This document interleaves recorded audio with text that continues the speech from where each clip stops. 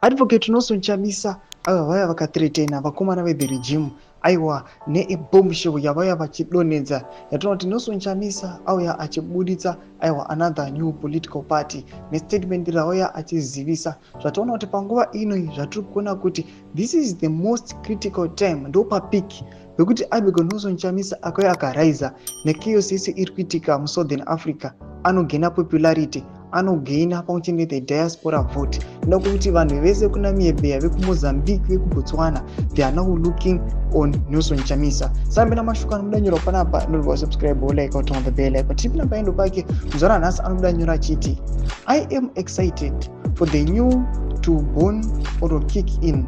The past must pass away and die.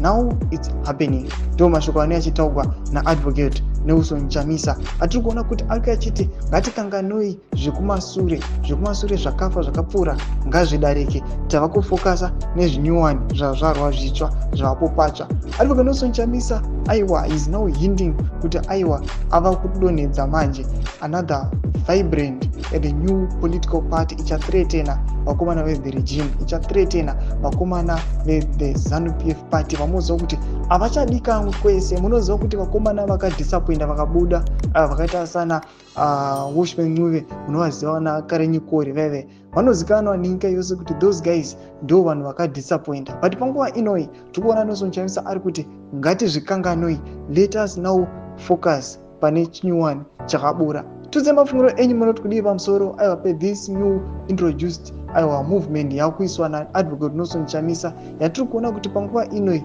Nelson Chamisa aiwa vakanyatso kufighta 2028 anowina chino. Tudze mafungiro enyu pene comment section medu musano subscribe or like turn on the bell icon.